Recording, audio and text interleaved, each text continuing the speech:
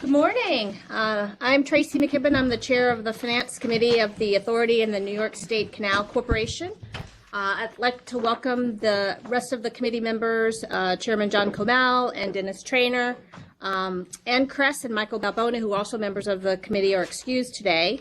I'd like to welcome the NYPA Canal Vice Chair, Eugene McAndry, who's joining us today. Also like to welcome Gil and the rest of the NYPA Canal Corporation staff. In addition, I'd like to welcome for his first time Adam Barsky, who's the EVP and CFO for NYPA, and as well as Eve Noel, who's the SVP of Strategy. I don't know if they're here. He's probably on his way. Who will be joining us for their first Finance Committee meeting. This meeting has been duly noticed as required by the Open Meetings Law, and I'd like to call this meeting to order. I think all of the committee members have had a chance to review the agenda. Are there any amendments to the agenda? Nope. If not, I'd ask for a motion to adopt the agenda. So moved. Second. Second. All in favor, say aye. Aye. Any opposed? The agenda is adopted. The next portion of this meeting will be held in executive session. The meeting should resume in open session in approximately 30 minutes. I ask for a motion to conduct an executive session to discuss the financial and credit history of a particular corporation pursuant to 105F of the Public Officers Law. So moved. Can I get a second? All in favor? Aye. Any opposed? Motion carries. Thank you.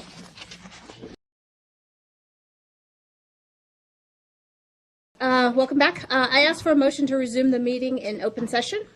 So moved. Second. All in favor? Aye. Any opposed? Motion carries. No votes were taken during the executive session. We'll move into our agenda. Listed was a discussion around the NYPA's energy efficiency program. We expect to have in our plan forward. So look forward to Sarah presenting that at our next committee meeting. Great. With that, I would like to ask for, invite Adam and Sarah.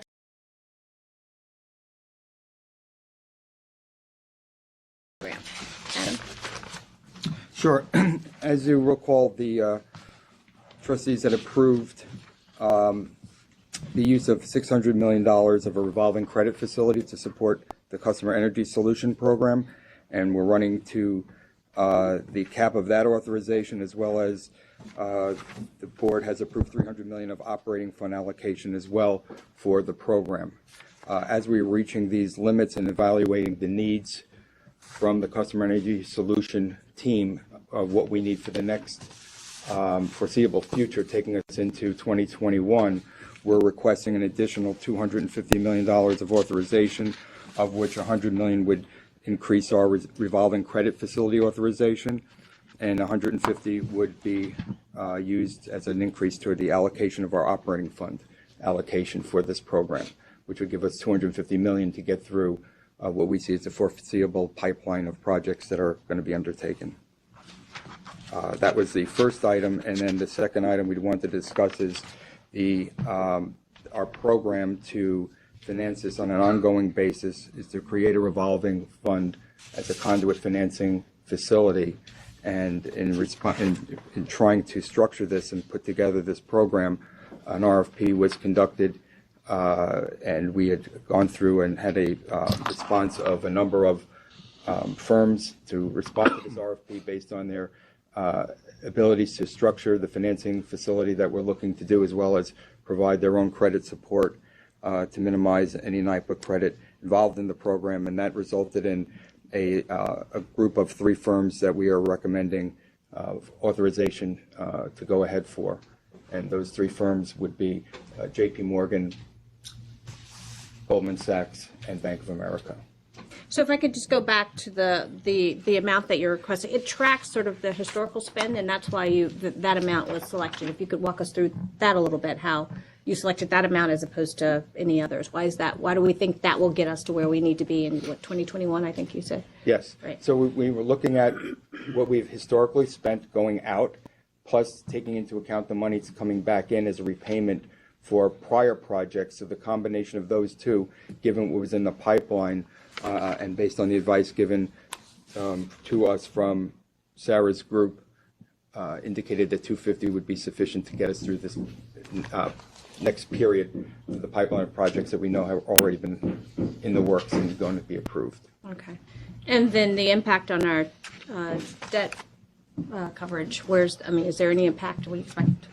No, what are not your with the thoughts on increases that we're talking about, but as we put together this program going forward in the future, this will actually alleviate any pressure on our own credit facilities and allow us to do more for other projects where we are spending on our infrastructure and other projects that we have going on, because these will now be put into a conduit facility and would be off of NYPA's credit support on an ongoing basis. So it will allow us the ability in the future, should the board approve a greater program as was being discussed, the ability to meet all the needs of that program without having to come back for any increase in authorization for what we're talking about today. And reduce some of the risk that we currently Absolutely. have. We would reduce any credit, the credit risk that currently exists on our balance sheet with respect to our customers. And at some point, use your words, the money's going out, the money's coming in, it tips in the favor of, that we'll recoup these dollars Yes. as time passes. Is this bubble, when does the bubble, start to reduce? Well, as this The program mismatch bubble. Right. As this program gets fully implemented, we will be able to scale up and allow us to do more than we're doing today without increasing any of our own exposure on our balance sheet. So it would give us the ability to do this off balance sheet, handle larger amounts, and to date, all of the projects that we have done have been paid back in accordance with our expectations. We haven't had any defaults to speak of. So we believe that we will ultimately get paid back, but as you mentioned, Chairman, this will help us meet the need of the mismatch between money needing to go out for new projects and the repayment of prior projects that were approved often take longer to pay back than the money going out on the new. And Sarah, in terms of just the program itself, and our incremental investment, what's your perspective on how that, you expect to see that ramp up? And Yes, over the last 5 years, we've financed and supported construction work in progress for over $1.5 billion worth of projects. And our energy efficiency program started in 1998, and we've spent $3 billion to date. So we've really seen a huge ramp up, particularly around the implementation of EO 88, which was looking at a 20% reduction in energy intensity usage at all of our government customer facilities. I anticipate with the existing climate legislation, the Climate Leadership and Community Protection Act, and the other EO 166, that there'll be a continued demand, and if anything, an increased demand of our services from our customers, both existing and potential new customers going forward. So it is, as Adam said, aligned with what we've seen historically in the ramp up in the last few years. And you're confident in terms of taking us off balance sheet and funding it allows us to better scale and, support the initiatives and even a more accelerated fashion. Yeah, absolutely. I think it's Terrific. a must that we go in that direction in order to meet those needs. Otherwise, it would Doesn't not be- compromise our own financial position while enabling what is otherwise necessary growth and change. Okay. Absolutely. That's the goal. And then on the pool, you evaluated a number of banks. I think, walk us through a little bit about why these three, obviously they're well-known and big banks, why they were selected, and other banks that you might have looked at, and what the criteria was of why they ended Sure. up. There was really just to address the specific need that we're asking for here was to structure a program that would allow us to move off credit these loans and these leases for our customers in a way that would not impact NYPA's balance sheet or credit rating, and also for them to be willing to put up their own credit when we need it for other ancillary services that they may be providing. So it was very much centered around structuring a solution to meet those needs. Of the firms we looked at, these are the three firms.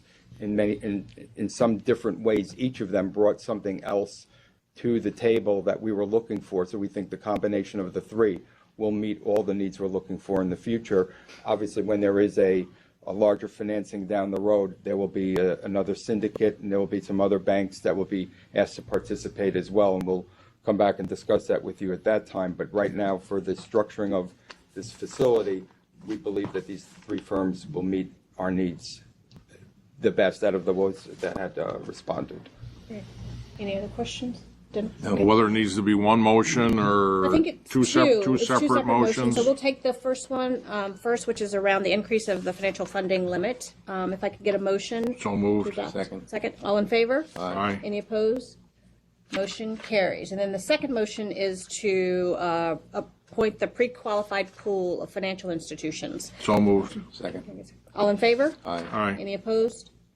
And that motion carries. So the next item on the agenda is I will ask, it's you again, Adam. And Joe will walk us through the canal support. Okay, so as you recall, when the budget was approved, we had told the board that we would be asking for the release of funds in increments of 25% as the year progressed in order to fund the operations of the Canal Corp. The release is required it's in order to meet our requirements of our bond covenants with our senior lien debt holders. So this allows us to use the money on canal operating purposes. To date, 3 of these authorizations have been approved, and this is the last remaining one to get us to the end of the year. And we're only asking for the amount within the previously authorized budget amount, because on an O&M basis, we will be coming in just under budget by the end of the year. So we think this will be sufficient authorization to get us to where we need. Sticking your neck out there, Adam. I know, exactly. Only 1 month on the job, 3 months to go. We're going to be under budget. I'm impressed. Way to go. Taking one for the team on that. Good man. And Joe, your thoughts on?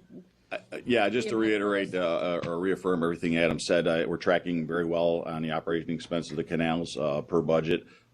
We've had a number of different controls that we put in place to make sure that we're prioritizing the work in that way. So from our perspective, Adam's, we've been collaborating with finance, and we believe the forecast is going to be right there. So.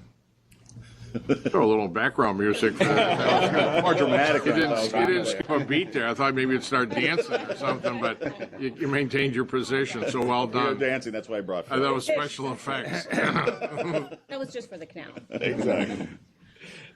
Great. Any other questions? No. From the committee members? With that, I will ask for a motion. So moved. Second. All in favor? Aye. Any Aye. opposed? Motion carries. The next joint finance committee meeting will be scheduled for November 20th, 2019. With that, I ask for a motion to close this meeting. So moved. Second. All in favor? Aye. Aye. Any opposed? Motion carries. Thank you.